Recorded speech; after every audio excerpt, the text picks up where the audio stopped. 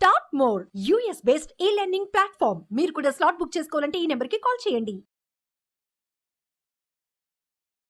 Hello viewers.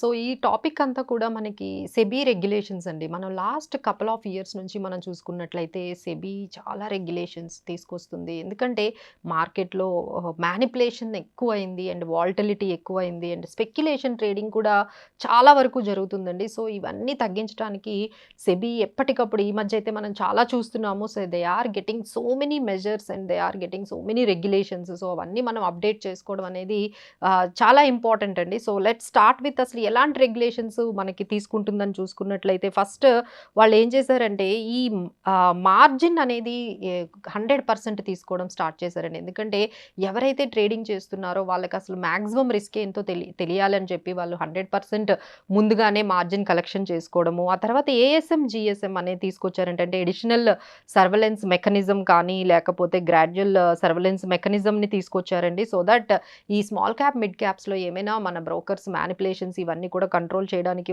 ఈ surveillance మెకానిజంని తీసుకొచ్చారు. ఆ తర్వాత మనకి ఐపీఓ మనకి లిస్టింగ్ టైం అనేది తగ్గించారండి. అప్పట్లో ఐపీఓ మనకి ఆల్మోస్ట్ 6 days తర్వాత కూడా లిస్ట్ అయ్యేవి. ఇప్పుడు ఏంటంటే దా టైంని మనకి 3 daysలోనే అంటే ఇష్యూ అయిన 3 daysలోనే మనకి అంటే లిస్టింగ్ అయిపోయిన 3 daysలోనే మనకి ఇష్యూ అయిపోయిన 3 daysలోనే లిస్టింగ్ జరగాలి అనేవి. అంటే ఎందుకంటే గ్రే మార్కెట్‌లో ఈ ప్రీమియమ్స్ పెరగడము, ఈ స్పెక్యులేషన్స్ జరగడము ఇవన్నీ తగ్గించడానికి ఏదైతే లిస్టింగ్ టైం ఉంటుందో దాన్ని కూడా చాలా గ్రాడ్యువల్‌గా మనకి తగ్గించారండి. ఆ తర్వాత మనం రీసెంట్‌గా మనం యాంఫీ స్ట్రెస్ టెస్ట్ కూడా చూసాము. సో ఈ టెస్ట్‌లో భాగంగా అందరూ ఈ స్మాల్ క్యాప్, మిడ్ క్యాప్స్‌లో ఎంతైతే రిస్క్ ఉంటుందో అందరికీ తెలియాలి. సో ఒక్కొక్క మ్యూచువల్ ఫండ్ స్మాల్ క్యాప్ ఏఎంసీస్‌ని వాళ్ళ టెస్ట్ రిజల్ట్స్‌ని వాళ్ళ వెబ్‌సైట్స్‌లో పెట్టమని కూడా చెప్పింది. సో అందులో చాలా వరకు మనకి చాలా ఇంపార్టెంట్ విషయాలు తెలిసాయండి. సో అంటే ఎక్కువ ఎవరికి ఏయుఎం ఉందో వాళ్ళైతే ఇంకొంచెం ఎక్కువ టైం తీసుకుంటున్నారు. ఏ కంపెనీ,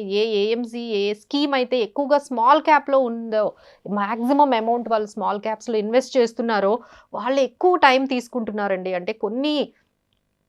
అంటే కొంత లార్జ్ క్యాప్‌లో ఉన్న ఏవైతే స్కీమ్స్ ఉన్నాయో వాళ్ళైతే తొందరగానే లిక్విడేట్ చేసుకోగలుగుతున్నారు గానీ, మాక్సిమం అమౌంట్ ఎవరైతే ఏ స్కీమ్స్ అయితే ఈ స్మాల్ క్యాప్స్‌లో ఉన్నాయో వాళ్ళైతే ఎక్కువ టైం తీసుకుంటున్నట్టుగా మనకి ఫైనల్‌గా మనకి తెలిసింది. సో రీసెంట్‌గా మళ్ళీ మనకి ఈ T+0 సెటిల్మెంట్‌ని కూడా మార్కెట్‌లోకి తీసుకొస్తున్నారండి. So that it will make more ట్రాన్స్‌పరెన్సీని తీసుకురావడానికి అండ్ సో దట్ ఏంటంటే మీరు ఈ రోజు గాని మీరు సేల్ చేశారు అంటే మీ షేర్స్‌ని ఈవినింగ్ కల్లా మీ డీమ్యాట్ అకౌంట్‌లోకి ఆ అమౌంట్ వచ్చేసేటట్టుగా అంటే ఇప్పటివరకు మనకి T+1 సెటిల్మెంట్ చూసాము. So now SEBI is getting forward towards making it T+0 సెటిల్మెంట్‌ని కూడా ఈ మార్చ్ 28 నుంచి దాన్ని ఎగ్జిక్యూట్ చేయడానికి కూడా రెడీ అయ్యారండి. ఆ తర్వాత మనకి కొత్తగా ఇంకొకటి వచ్చిందండి. అన్ని మ్యూచువల్ ఫండ్ కంపెనీస్‌ని ఏవైతే ఈటీఎఫ్స్ ద్వారా ఓవర్‌సీస్‌లో ఇన్వెస్ట్ చేస్తున్నారో అవన్నీ కూడా ఆపేయమని చెప్పారు. సో ఎందుకంటే మనకేంటంటే మనందరికీ తెలుసు ఓవర్‌సీస్ గ్లోబల్ ఫండ్స్ కూడా ఉన్నాయి. సో ఇక్కడ అమౌంట్‌ని మనం గ్లోబల్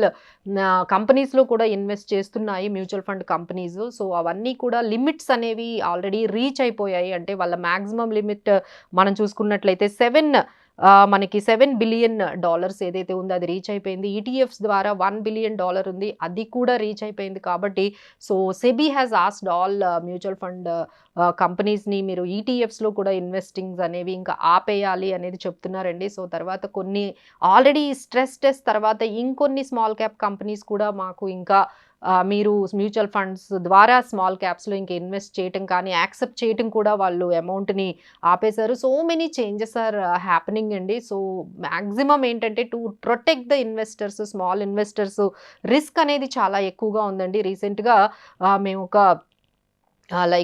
ఒక స్టడీ చూసామండి. అందులో మనం చూసుకున్నట్లయితే ఇప్పుడు ఏవైతే యూఎస్‌లో ఒక ₹1 మనకి క్యాష్ సెగ్మెంట్‌లో ట్రేడింగ్ జరిగితే 9 టైమ్స్ అబోవ్ మనకి డెరివేటివ్స్‌లో ట్రేడింగ్ అనేది జరుగుతుంది. అలానే మిగతా కంట్రీస్ కూడా మనం చూసుకున్నట్లయితే అక్కడ ఒక ₹1 అంటే ఎగ్జాంపుల్ ఒక ₹1 గాని ట్రేడింగ్ అంటే దాని ఈక్వివలెంట్‌గా ఒక 20 టైమ్స్, 30 టైమ్స్ డెరివేటివ్స్‌లో జరగడం అనేది మనకి కనిపిస్తుంది.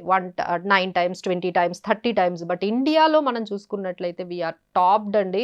సో ఎక్కడా లేనంత భూమి ఈ డెరివేటివ్స్లో మన ఇండియాలో జరుగుతుంది. సో ట్రేడింగ్ అనేది చాలా ఎక్కువగా జరుగుతుంది. అంటే ఇక్కడ ఒక రూపీకి అంటే 400 టైమ్స్ అండి. అంటే మిగతా కంట్రీస్ ఎక్కడ 20 టైమ్స్ 30 టైమ్స్, మన ఇండియాలో డెరివేటివ్స్ క్యాష్ ట్రేడ్ అంటే క్యాష్ వాల్యూమ్స్తో కంపేర్ చేసుకుంటే డెరివేటివ్స్ వాల్యూమ్స్ ఆల్మోస్ట్ 400 టైమ్స్ ఎక్కువగా ట్రేడ్ అవుతున్నాయండి. సో దీనివల్ల మనకి అర్థమవుతుంది మార్కెట్లో ఎంత స్పెక్యులేషన్, ఎంత మ్యానిపులేషన్, ఎంత వాల్టిలిటీ అనేది మనకి పెరిగిపోతుందో. సో దీనికోసమే సెబీ అనేది చాలా మనకి ఇలాంటి మెజర్స్ అనేవి తీసుకొస్తుందండి. సో ఎవరైతే ఈ పర్టికులర్ సెగ్మెంట్లో ఉన్నారో సో మన అందరం కూడా ఈ సెబీ మెజర్స్ని ఎప్పటికప్పుడు గమనించుకుంటూ మన స్ట్రాటజీస్ని దానికి తగ్గట్టుగా మార్చుకుంటూ ఉండాలండి. Thanks for watching.